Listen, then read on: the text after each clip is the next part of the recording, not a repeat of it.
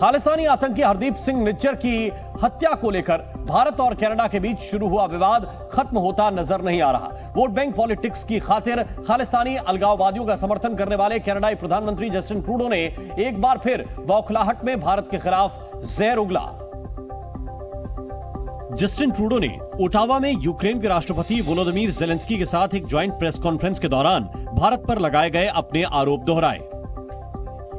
In regards to India, Canada has shared the credible allegations that I talked about on Monday with India. We did that many weeks ago, and we are there to work constructively with India. And we hope that they engage with us so that we can get to the bottom of this very serious matter. 18 सितंबर के बाद ये तीसरी बार है जब Justin Trudeau ने आतंकी निज्जर की हत्या के लिए भारत को दोषी ठहराया और जांच में सहयोग की अपील की, लेकिन इस बार भी वो कोई पुख्ता सबूत पेश नहीं कर सके। सिर्फ कनाडाई मीडिया सीबीसी ने दावा किया कि उसकी सरकार के पास भारतीय एजेंट्स की कम्युनिकेशन डिटेल्स हैं। कनाडाई मीडिया की माने तो भारतीय डिप्लोमेट्स किससे मिले, किससे बात की, इन सबको ट्रैक किया गया था। यही नहीं, यह भी दावा किया गया कि भारतीय अधिकारियों ने निज्जर की हत्या में भारत सरकार के दखल के सबूत होने की बात से इनकार नहीं किया। लेकिन सवाल यह है कि अगर कनाडाई मीडिया को इतना सब कुछ पता है तो फिर वहां के प्रधानमंत्री जस्टिन ट्रूडो ने अपने देश की संसद में ये सारे तथ्य और सबूत क्यों नहीं रखे? क्यों भारत के साथ इन तथ्यों को साझा नहीं किया? बॉय लिबरे ने अपनी सरकार से भारत के खिलाफ सबूतों की मांग की, जबकि ब्रिटिश कोलंबिया के प्रीमियर डेविड एबी ने ट्रूडो के दावे पर सवाल उठाए। कनाडा में ब्रिटिश कोलंबिया के प्रीमियर डेविड एबी ने प्रेस कॉन्फ्रेंस में कहा कि हरदीप निज्जर की हत्या में भारत का हाथ होने से संबंधित उन्हें कोई ठोस जानकारी नहीं दी गई। The only briefings that I've been able to receive from CSIS are what are called open information briefings or open source briefings, which is information that's available to the public doing an internet search, which I find frustrating. David Eby ने Canada के प्रधानमंत्री और वहां की जांच agency की पोल खोल दी। उन्होंने बताया कि कैसे जस्टिन ट्रूडो ने भारत पर आरोप लगाकर गलती की। In terms of the specific incident in Surrey, I was contacted by the Prime Minister. He briefed me about what he was going to say in the Parliament, which he then went on and said. He offered to me a briefing from CSIS, which of course I said yes, I would like that. We arranged it. We got a briefing from the director, which was, as I say, open source information. And then that was it. I expressed my frustration. David Eby उसी पश्चिमी Canada के British Columbia प्रांत के premiere हैं, जहां के एक गुरुद्वारे के बाहर 18 जून को निज्जर की गोली मारकर हत्या की गई थी। वैसे सिर्फ डेविड एबी ही नहीं, अमेरिकी खुफिया विभाग पेंटागन के पूर्व अधिकारी माइकल रूबिन ने भी कनाडाई पीएम जस्टिन ट्रूडो को आड़े हाथों लिया। साउथ एशिया मामलों के जानकार अमेरिका के माइकल रूबिन ने कहा कि ट्रूडो ने बहुत बड़ी गलती कर दी है। रूबिन ने कहा कि भारत पर ट्रूडो ने ऐसे बेबुनियाद आरोप लगाए हैं जिनका बचाव करना उनके लिए मुश्किल होगा। Prime Minister Trudeau, I think, has made a huge mistake. He has made allegations in a manner which he hasn't been able to back. अमेरिकी खुफिया विभाग पेंटागन के पूर्व अधिकारी माइकल रूबिन ने खालिस्तानी आतंकी हरदीप सिंह निज्जर के लिए भारत पर आरोप लगाने वाले ट्रूडो को इशारों में बेवकूफ करार दिया। Let's not fool ourselves. Hardeep Singh Nijjar was not simply a plumber any more than Osama bin Laden was a construction engineer. He had blood on his hands through multiple attacks. जबकि Michael Rubin ने यह भी कहा कि Trudeau के आरोपों से America और उसके सहयोगी देश पूरी तरह इत्तेफाक नहीं रखते। I'm not sure that the allies are convinced with Trudeau's theory or that they interpret the importance of the matter to the same degree that Justin Trudeau does. तो भले ही जस्टिन ट्रूडो भारत के खिलाफ कोई पुख्ता सबूत पेश न कर पा रहे हों, लेकिन भारत ने खालिस्तान समर्थक अलगाववादियों और आतंकियों से जुड़े वो सभी सबूत सार्वजनिक किए हैं जो उसने कनाडा को सौंपे थे। कनाडा को भारत की ओर से सौंपे गए इस डोजियर में हरदीप सिंह निज्जर और गुरपतवंत सिंह पन्नू समेत कई खालिस्तानी आतंकियों का कच्चा चिट्ठा है जो कनाडा की जमीन से भारत के खिलाफ साजिश रचने का काम कर रहे हैं। जी न्यूज को मिली इस डोजियर की कॉपी में कनाडा में मारे गए आतंकी हरदीप सिंह निज्जर के अपराधों की पूरी फेहरिस्त है। सिख फॉर जस्टिस के गुरपतवंत सिंह पन्नू के खिलाफ दर्ज सभी मामलों की जानकारी है। और कनाडा, अमेरिका, यूके, जर्मनी जैसे देशों में रह रहे खालिस्तानियों से जुड़ी जानकारी है। भारतीय एजेंसियां कई बार खालिस्तानियों से जुड़ा डोजियर कनाडा, यूके, जर्मनी और अमेरिका जैसे देशों को देती रही हैं, लेकिन यहां की सरकारों ने इनके खिलाफ कोई कार्रवाई नहीं की। इस बीच अमेरिकी विदेश मंत्री एंटनी ब्लिंकन ने कहा है कि अमेरिका हत्या पर जवाबदेही चाहता है। ब्लिंकन ने एक प्रेस ब्रीफिंग में संवाददाताओं से कहा कि उनका देश ट्रूडो द्वारा लगाए गए आरोपों से चिंतित है। इसके अलावा अमेरिकी विदेश मंत्री एंटनी ब्लिंकन ने भारत से इस मामले में कनाडा के साथ जांच में सहयोग की अपील भी की। We are deeply concerned about the allegations that Prime Minister Trudeau has raised, and it would be important that India work with the Canadians on this investigation. We've been engaged directly with the Indian government as well. हालांकि अमेरिकी खुफिया विभाग pentagon के पूर्व अधिकारी Michael robin ने anti Blinken के इस रुख और कनाडा के पक्ष में दिए गए बयान पर आपत्ति जताई। While Secretary of State Blinken may after the fact say that the United States will always stand against transnational repression, we're actually being hypocritical if Secretary Blinken makes that statement, because after all, what we're talking about isn't transnational repression. We're talking about transnational terrorism, and what the United States did to Qasem Soleimani and what the United States did to Osama bin Laden. Five eyes group का हिस्सा होने की वजह से America का Canada के पक्ष में बोलना तो समझ आता है, लेकिन आतंकवाद के मुद्दे पर दोहरी नीति पर अमल करना समझ से परे है। वैसे जिस हरदीप सिंह निज्जर के लिए कनाडा की सरकार छाती पीट रही है और भारत पर अनर्गल आरोप लगा रही है, वो न सिर्फ एक कुख्यात आतंकी था, बल्कि भारत में कई लोगों को मारने की साजिश भी रच रहा था। कनाडा जिस खालिस्तानी आतंकवादी हरदीप सिंह निज्जर की हत्या पर बौखलाया हुआ है, उसे लेकर भारतीय जांच एजेंसियों ने हैरान करने वाला खुलासा किया है। सूत्रों के मुताबिक खालिस्तानी आतंकी हरदीप सिंह निज्जर कनाडा में बैठकर राम रहीम की हत्या की साजिश रच रहा था। उसने साल 2014 में भी राम रहीम पर जानलेवा हमला करने की प्लानिंग की थी, लेकिन अपने मंसूबों में कामयाब नहीं हुआ। यही नहीं, एनआईए ने मोस्ट वांटेड अपराधियों की लिस्ट में भी निज्जर का नाम शामिल किया था। एनआईए ने खालिस्तानी आतंकी निज्जर के खिलाफ लुकआउट नोटिस और इंटरपोल रेड कॉर्नर नोटिस भी जारी किया था। इसके अलावा निज्जर पर 10 लाख रुपए का इनाम भी घोषित था। खालिस्तानी आतंकी हरदीप सिंह निज्जर की हत्या का आरोप भारत पर लगाने वाले कनाडाई पीएम जस्टिन ट्रूडो को कनाडा में ही कोई पसंद नहीं करता। उनकी लोकप्रियता घटती जा रही है। इप्सोस के एक नए सर्वे में बताया गया कि वो पिछले 50 सालों में कनाडा के सबसे बेकार पीएम बन गए हैं। इप्सोस के नए सर्वे के मुताबिक 40% कनाडाई विपक्षी नेता और कंजर्वेटिव पार्टी के पियरे पोइलबेरे को देश के नए पीएम के रूप में देखना चाहते हैं। कनाडा के ग्लोबल न्यूज की एक रिपोर्ट के मुताबिक अगर अभी चुनाव करवा दिए जाएं तो पोइलबेरे को 39% वोट मिलेंगे, जबकि 2015 में चुनकर आए लिबरल पार्टी के नेता जस्टिन ट्रूडो को केवल 30% वोट से ही संतोष करना पड़ेगा। ग्लोबल न्यूज की एक रिपोर्ट के मुताबिक खालिस्तान समर्थक और कनाडा की न्यू डेमोक्रेटिक पार्टी के चीफ जगमीत सिंह की लोकप्रियता में भी सितंबर 2022 से 4 अंक की गिरावट दर्ज की गई है।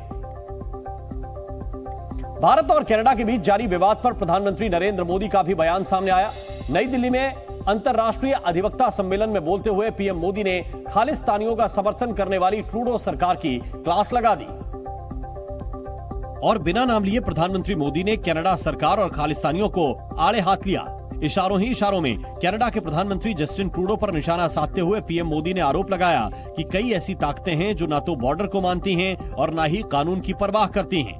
ऐसी कई ताकतें हैं जिनके खिलाफ हम लड़ रहे हैं, वो बॉर्डर्स या ज्यूरिडिक्शंस की परवाह नहीं करती। प्रधानमंत्री मोदी ने इशारों ही इशारों में यहां तक कह दिया कि अगर बात हमारे देश पर आई तो इधर से भी मुंहतोड़ जवाब दिया जाएगा। और जब खतरे ग्लोबल है तो उनसे निपटने का तरीका भी ग्लोबल होना चाहिए। सभी तरह के आतंकवाद से निपटने के लिए पीएम मोदी ने सभी देशों से साथ आने की अपील की, क्योंकि भारत का कनाडा के साथ विवाद इन दिनों चरम पर है। इसीलिए प्रधानमंत्री मोदी के इस बयान को जस्टिन ट्रूडो के उस बयान के जवाब के रूप में देखा जा रहा है, जिसमें उन्होंने आतंकी निज्जर की हत्या के लिए भारत सरकार को जिम्मेदार ठहराया था और भारत को धमकाने की भूल की थी। खालिस्तानी आतंकी और सिख फॉर जस्टिस के प्रमुख गुरपतवंत सिंह पन्नू के खिलाफ एनआईए ने एक्शन लिया है। पन्नू की अमृतसर और चंडीगढ़ में मौजूद संपत्ति जब्त कर ली गई है। इसके लिए जांच एजेंसी ने चंडीगढ़ के सेक्टर 15 सी में स्थित गुरपतवंत सिंह पन्नू के घर के बाहर संपत्ति कुर्क किए जाने का नोटिस बोर्ड लगा दिया। दरअसल 2020 में मोहाली की एनआईए कोर्ट में एक मुकदमा जो वो दायर किया जाता है और जिसमें गुरपतवंत सिंह पन्नू को भगौड़ा घोषित कर दिया था और इसी मामले में जो जांच चल रही थी तो उसी मामले में गुरपतवंत सिंह पन्नू का जो घर आप देख रहे हो 2033 नंबर जो घर है उसको अब जब्त कर लिया गया है। इसके अलावा अमृतसर में भी पन्नू के पैतृक गांव खानकोट में 46 कनाल खेती योग्य जमीन जब्त कर ली गई। कुर्की के बाद पन्नू की संपत्ति अब सरकार की हो गई है। एनआईए ने कनाडा में मारे गए खालिस्तानी आतंकी हरदीप निज्जर की संपत्ति जब्त करने की कार्रवाई शुरू कर दी है। एनआईए ने जालंधर के रसिंगपुरा गांव में हरदीप निज्जर के घर के बाहर जब्ती करने का नोटिस चिपकाया है। नोटिस में निज्जर के रिश्तेदारों को मोहाली की स्पेशल एनआईए कोर्ट में 11 अक्टूबर को अपना पक्ष रखने को कहा है। मणिपुर के मुख्यमंत्री एन बीरेन सिंह के आदेश के बाद आज से राज्य में मोबाइल और इंटरनेट सेवा बहाल हो गई है। हिंसा भड़कने की वजह से मणिपुर में करीब 5 महीने से इंटरनेट सेवा पर रोक लगी थी। प्रधानमंत्री नरेंद्र मोदी कल देश में 9 नई वंदे भारत ट्रेनों को हरी झंडी दिखाएंगे। केंद्रीय रेल मंत्री अश्विनी वैष्णव ने कहा कि 9 नई वंदे भारत ट्रेनों से 11 राज्यों में कनेक्टिविटी बढ़ेगी। छत्तीसगढ़ के रायपुर में सीएम आवास में कांग्रेस कोर कमेटी की बैठक हुई, जिसमें सीएम भूपेश बघेल, राज्य प्रभारी कुमारी सैलजा समेत कांग्रेस के वरिष्ठ नेता शामिल हुए। बैठक में विधानसभा चुनाव की तैयारियों पर चर्चा हुई। अपने संसदीय क्षेत्र वाराणसी में प्रधानमंत्री नरेंद्र मोदी ने आज नए अंतर्राष्ट्रीय क्रिकेट स्टेडियम की आधारशिला रखी। ये क्रिकेट स्टेडियम 450 करोड़ रुपए की लागत से बनाया जाएगा, जो 30 एकड़ में फैला होगा, जिसका शिलान्यास प्रधानमंत्री नरेंद्र मोदी ने किया। इस दौरान उन्होंने स्टेडियम को महादेव को समर्पित किया। काशी में बनने वाले क्रिकेट स्टेडियम की खास बात यह है कि इसे धार्मिक थीम पर तैयार किया जाएगा। ये देश का पहला ऐसा स्टेडियम होगा जिसके डिजाइन में भगवान शिव और उनकी नगरी काशी की झलक देखने को मिलेगी। स्टेडियम की मेन बिल्डिंग को भगवान शिव के डमरू की तरह डिजाइन किया जाएगा। वहीं स्टेडियम में 30,000 लोगों के बैठने की व्यवस्था होगी और स्टेडियम में जहां पर दर्शक बैठेंगे उस जगह को काशी के घाटों की सीढ़ियों की तरह डिजाइन किया जाएगा। जब से इस स्टेडियम की तस्वीरें बाहर आई हैं, हर काशीवासी गदगद हो गया है। इससे पहले प्रधानमंत्री नरेंद्र मोदी जब काशी के लोगों के बीच पहुंचे तो वो एक गाड़ी पर सवार दिखे। लोगों का अभिवादन करते हुए पीएम मंच की तरफ आगे बढ़े और फिर मंच पर जाते ही भगवान शिव का जयकारा लगाकर काशी वासियों का उत्साह और बढ़ा दिया। ओम नमः पार्वती पते हर हर महादेव। प्रधानमंत्री नरेंद्र मोदी जब मंच पर लोगों को संबोधित करने आए तो उन्होंने अपने भाषण की शुरुआत भोजपुरी बोलकर की। उन्होंने हर हर महादेव का जयकारा भी लगाया और चंद्रमा के शिव शक्ति पॉइंट की चर्चा भी की, जिसके बाद प्रधानमंत्री नरेंद्र मोदी की शिव भक्ति की चर्चा जोरों से होने लगी। प्रधानमंत्री मोदी ने दावा किया कि काशी में उन्हें जो आनंद मिलता है वो और कहीं नहीं मिलता। आज फिर से बनारस आवे का मौका मिलल हो, जोन आनंद बनारस में मिलला ओकर व्याख्या असंभव है। वहीं पीएम मोदी ने युवाओं का भी उत्साह बढ़ाया और उन्हें खेलकर सचिन तेंदुलकर जैसा महान खिलाड़ी बनने के लिए भी प्रेरित किया। एक समय था जब माता पिता बच्चों को इस बात के लिए डांटते थे कि हमेशा खेलते ही रहोगे क्या, कुछ पढ़ाई वढ़ाई करोगे कि नहीं। अब देश का मिजाज ऐसा बना है कि जो खेलेगा वही खिलेगा। पीएम मोदी ने दावा किया कि यहां क्रिकेट स्टेडियम बनने से लोगों को रोजगार मिलेगा, जिसका फायदा दुकानदार से लेकर नाव चलाने वालों को भी होगा। वाराणसी में क्रिकेट स्टेडियम के शिलान्यास कार्यक्रम में पहुंचे भारत के पूर्व खिलाड़ियों ने प्रधानमंत्री को कई तोहफे दिए। इस दौरान भारत के पूर्व दिग्गज खिलाड़ी सचिन तेंदुलकर ने पीएम मोदी को एक टी शर्ट गिफ्ट की। और टी शर्ट की खास बात यह है कि सचिन तेंदुलकर ने प्रधानमंत्री मोदी को जो जर्सी गिफ्ट की उस पर आगे टीम इंडिया लिखा हुआ था, जबकि जर्सी के पीछे नमो नाम प्रिंट था। नमो नाम वाली जर्सी को देखकर प्रधानमंत्री मोदी हंसने लगे। इस दौरान मंच पर सचिन तेंदुलकर के अलावा सुनील गावस्कर और कपिल देव भी मौजूद थे। और काशी में 450 करोड़ रुपए की लागत से बनने वाले क्रिकेट स्टेडियम की आधारशिला रखने के बाद पीएम मोदी ने क्रिकेट स्टेडियम के एक मॉडल का भी निरीक्षण किया। बताया गया कि इसी मॉडल की तरह ही काशी में क्रिकेट स्टेडियम बनाया जाएगा, जो भारत में बने दूसरे अंतर्राष्ट्रीय क्रिकेट स्टेडियम की तुलना में ज्यादा आधुनिक और तमाम सुविधाओं से लैस होगा। क्रिकेट स्टेडियम का मॉडल देखने पहुंचे पीएम मोदी के साथ यूपी के सीएम योगी आदित्यनाथ और भारतीय टीम के तमाम पूर्व खिलाड़ी मौजूद थे, जो उन्हें क्रिकेट स्टेडियम से जुड़ी जानकारी देते नजर आए। इस दौरान प्रधानमंत्री नरेंद्र मोदी ने बीसीसीआई के अधिकारियों और पूर्व खिलाड़ियों से भी बातचीत की। प्रधानमंत्री नरेंद्र मोदी ने काशी से पूरे यूपी को बड़ी सौगात दी। प्रधानमंत्री मोदी ने काशी से 1115 करोड़ रुपए में बने 16 अटल आवासीय स्कूलों का शुभारंभ किया। ये आवासीय स्कूल खास तौर पर मजदूरों, श्रमिकों और कोरोना महामारी में अनाथ हुए बच्चों के लिए बनाए गए हैं।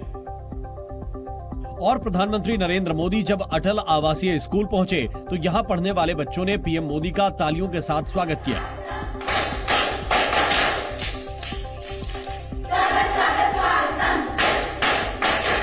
बच्चों के उत्साह को देखकर प्रधानमंत्री नरेंद्र मोदी गदगद हो गए और फिर उन्होंने बच्चों से बातचीत भी की। 16 अटल आवासीय स्कूलों में गरीब बच्चे पढ़ाई कर सकेंगे।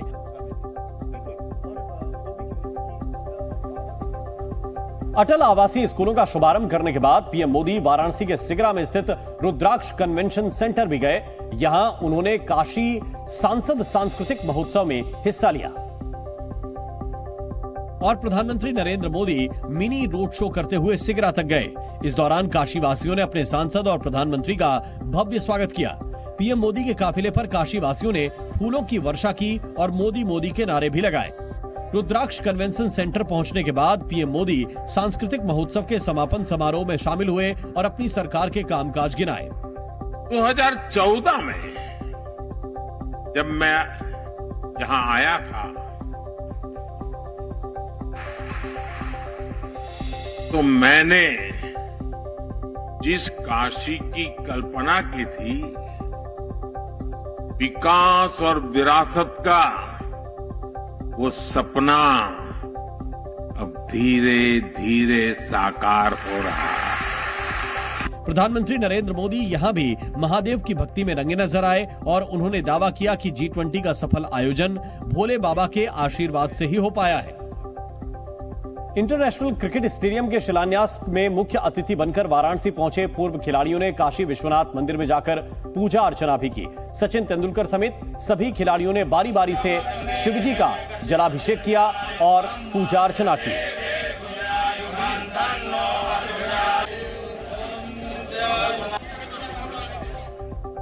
अयोध्या में श्री राम जन्मभूमि पर बन रहे मंदिर में साल 2024 के जनवरी में रामलला की प्राण प्रतिष्ठा होगी। इस मौके का इंतजार देश भर के सभी राम भक्तों को है।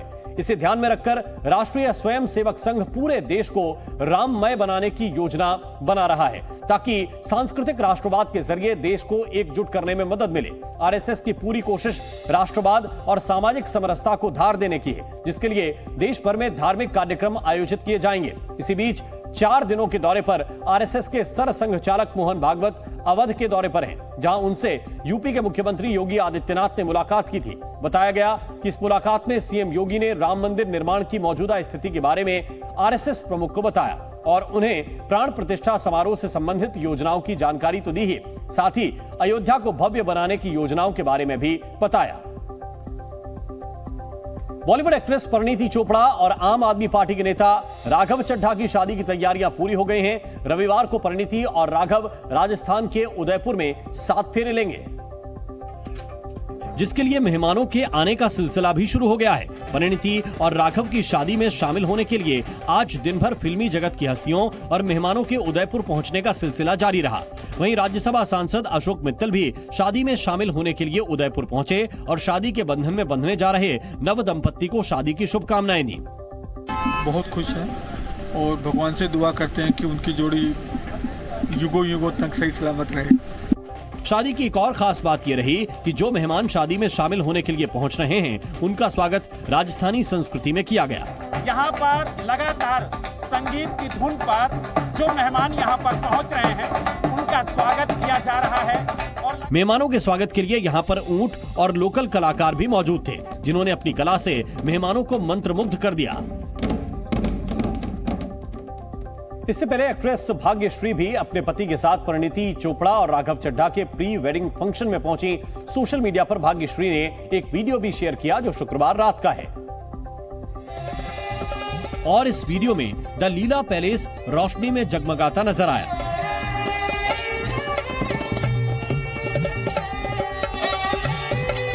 मेहमान शादी के जश्न में डूबे नजर आए। वहीं वीडियो में डांस परफॉर्मेंस की झलक भी देखने को मिली।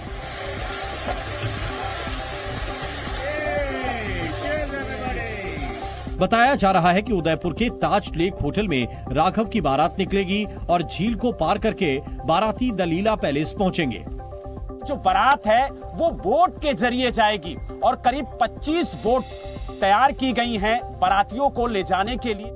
शादी की तैयारियां जोरों से इसलिए भी की गई हैं क्योंकि कई राज्यों के सीएम भी शादी में शिरकत करेंगे। दावा किया जा रहा है कि दिल्ली के सीएम अरविंद केजरीवाल, पंजाब के मुख्यमंत्री भगवंत मान और राजस्थान के सीएम अशोक गहलोत भी शादी में शिरकत करेंगे। वहीं बॉलीवुड से कई बड़े एक्टर और एक्ट्रेस भी शादी में शामिल होंगे। राजस्थान के जयपुर में राहुल गांधी ने कांग्रेस के नए दफ्तर का उद्घाटन किया। राहुल गांधी और कांग्रेस अध्यक्ष मल्लिकार्जुन खड़गे ने जयपुर में कांग्रेस पार्टी के नए दफ्तर का शिलान्यास किया। इस दौरान राजस्थान के मुख्यमंत्री अशोक गहलोत भी मौजूद रहे। राहुल गांधी स्कूटी पर कांग्रेस के नए दफ्तर पहुंचे थे। जयपुर में जनसभा को संबोधित करते हुए राहुल गांधी ने महिला आरक्षण बिल को लेकर बीजेपी पर हमला बोला। उन्होंने कहा कि बीजेपी 10 साल बाद महिला आरक्षण बिल लागू करना चाहती है।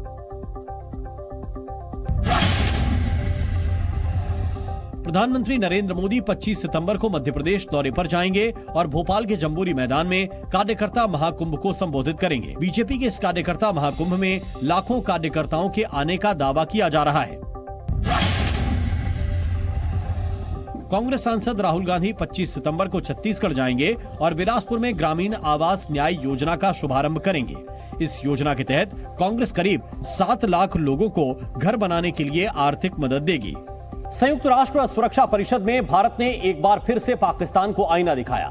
भारत ने पाकिस्तान पर यूएनएससी जैसे मंच का दुरुपयोग करने का आरोप लगाया। साथ ही संयुक्त राष्ट्र सुरक्षा परिषद में राइट टू रिप्लाई के तहत जवाब देते हुए भारत ने पाकिस्तान को जमकर लताड़ लगाई। संयुक्त राष्ट्र में यूएनजीए की दूसरी समिति के प्रथम सचिव पटेल गहलोत ने कहा कि पड़ोसी देश पाकिस्तान आदतन अपराधी बन गया है। Pakistan has become a habitual offender when it comes to misusing this august forum to peddle baseless and malicious propaganda against India. संयुक्त राष्ट्र महासभा में पाकिस्तान की ओर से कश्मीर का मुद्दा उठाने पर भारत ने दोहराया कि जम्मू कश्मीर और लद्दाख भारत के अभिन्न अंग हैं। We reiterate that the Union territories of Jammu and Kashmir and Ladakh are an integral part of India. Matters pertaining to the UTs of J&K and Ladakh are purely internal to India. Pakistan has no locus standi to comment on our domestic matters. Peter Gehlot ने कहा कि पाकिस्तान अपने देश के मसलों से ध्यान भटकाने के लिए बार बार कश्मीर का मुद्दा उठाता है।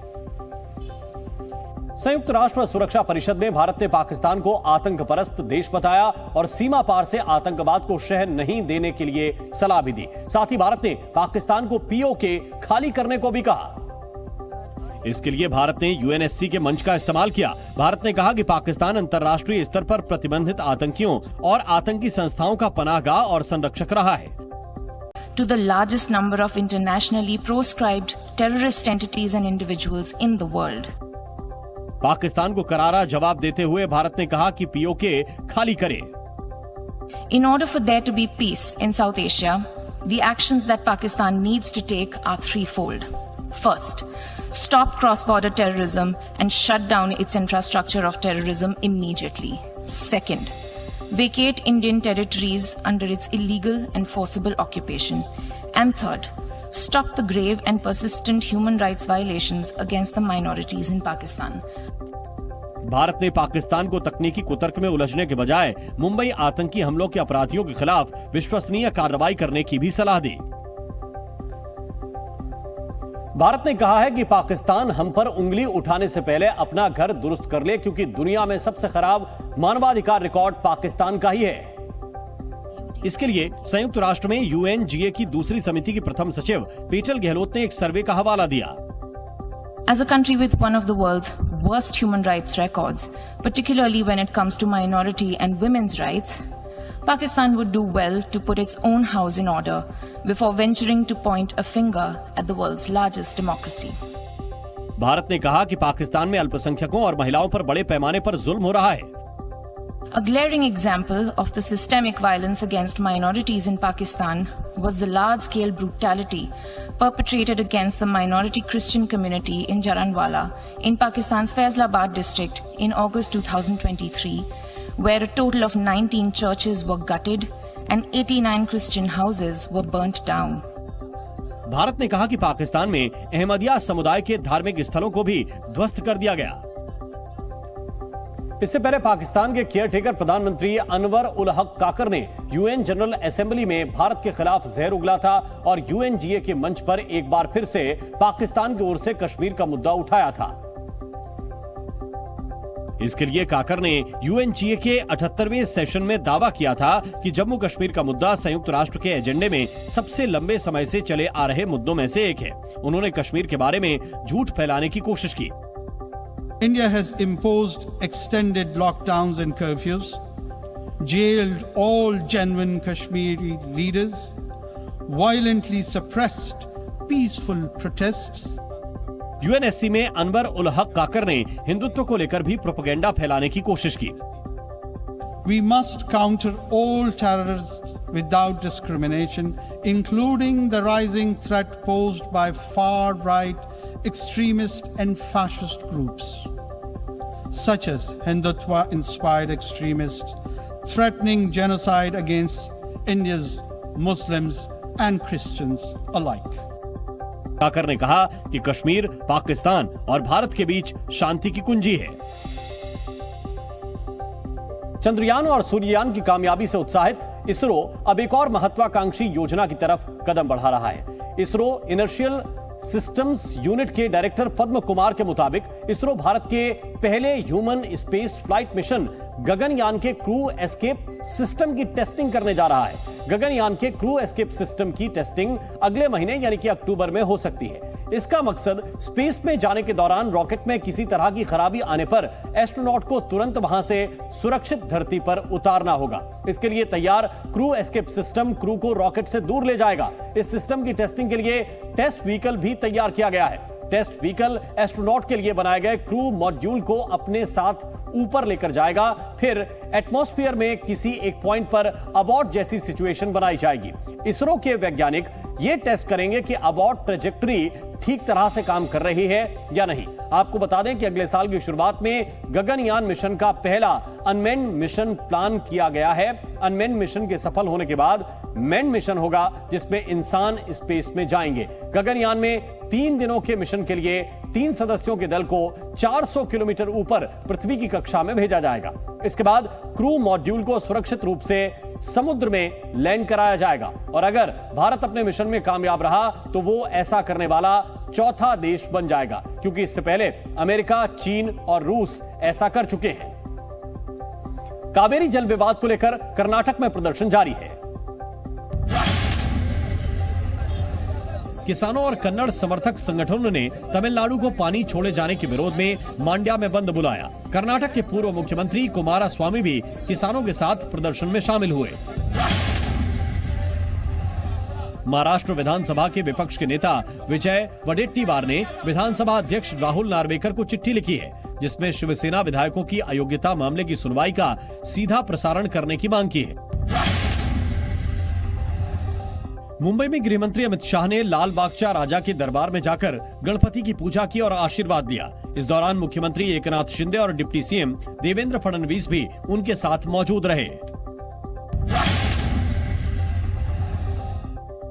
यूपी के मुरादाबाद में चंद्रयान 3 के लैंडर और रोवर को फिर से सक्रिय करने के लिए पूजा की गई। लोगों ने गणपति पंडाल में चंद्रयान 3 का मॉडल रखकर लैंडर और रोवर के लिए प्रार्थना की। राजस्थान में कार्यकर्ता सम्मेलन के साथ ही कांग्रेस ने वहां अपने चुनावी अभियान की शुरुआत भी कर दी। पार्टी अध्यक्ष मल्लिकार्जुन खड़गे के साथ राहुल गांधी भी इस सम्मेलन में शामिल हुए। जहां सीएम गहलोत की मौजूदगी में राहुल गांधी ने महिला आरक्षण लागू करने की केंद्र की मंशा पर सवाल उठाए और दावा किया कि अगर कांग्रेस केंद्र की सरकार में आई तो महिला आरक्षण तुरंत लागू किया जाएगा। महिला आरक्षण को लागू करने के लिए विधानसभा और लोकसभा की 33% सीटें महिलाओं को आज दी जा सकती हैं,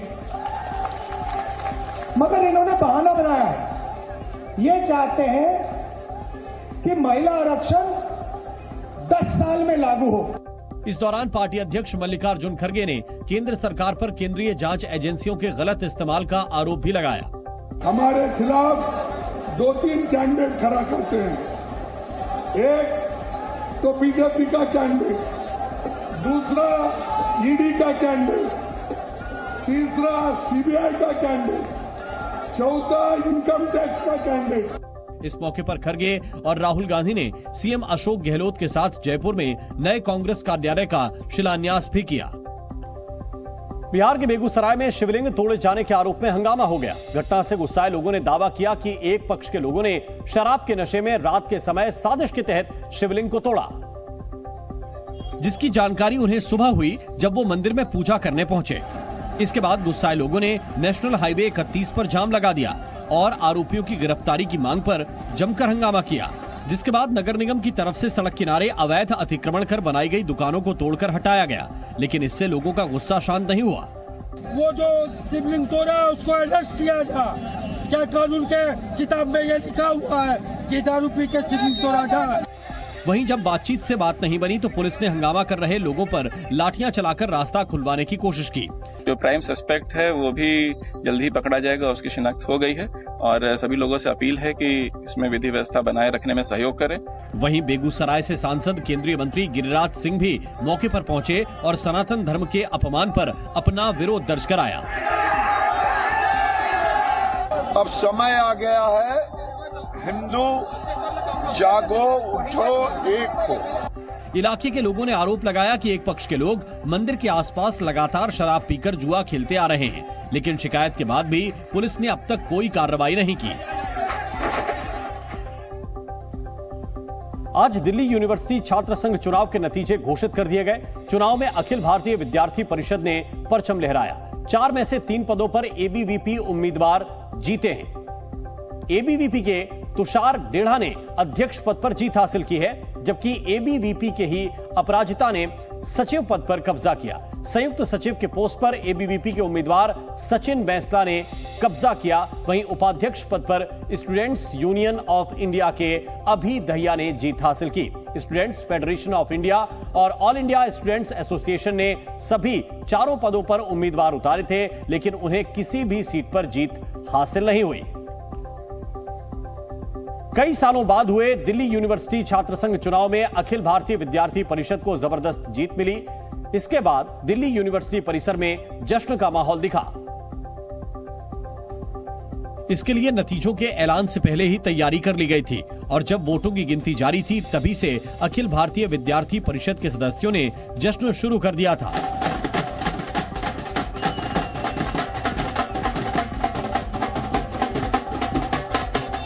एबीवीपी समर्थक ढोल के साथ जश्न मनाते दिखे।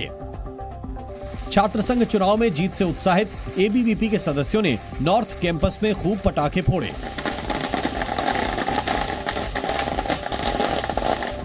छात्रों ने आसमान में गुब्बारे भी छोड़े और अपने उम्मीदवारों के समर्थन में नारेबाजी की।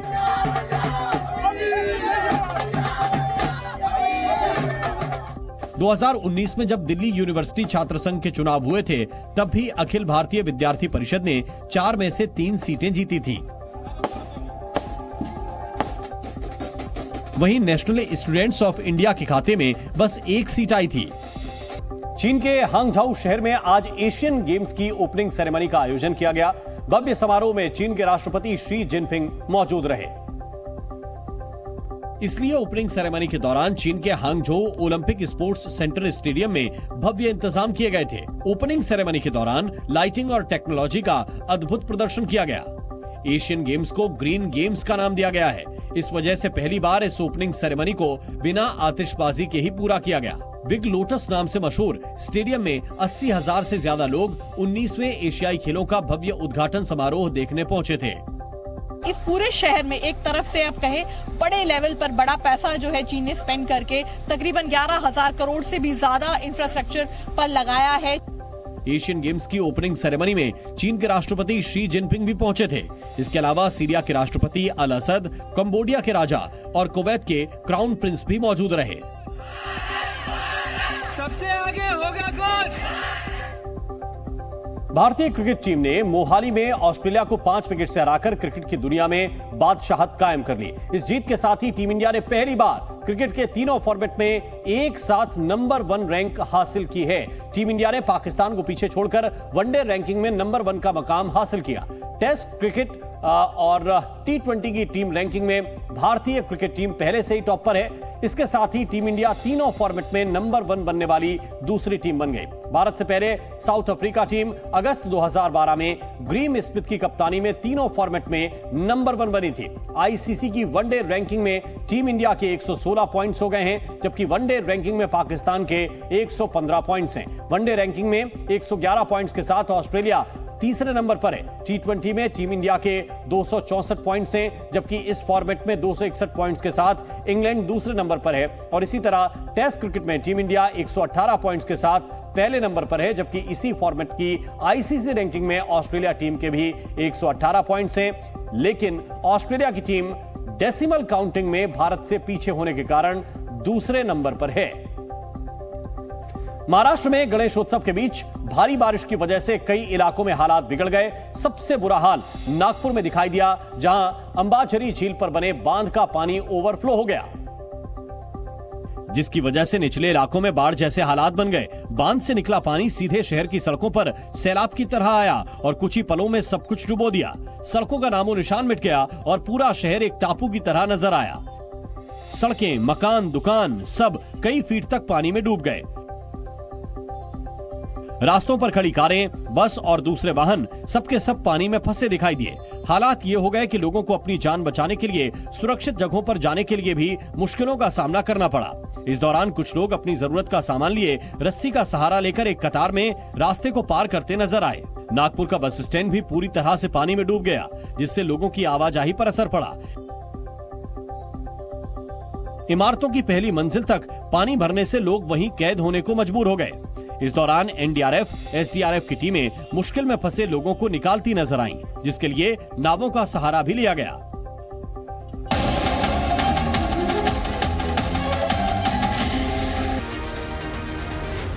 Zee News.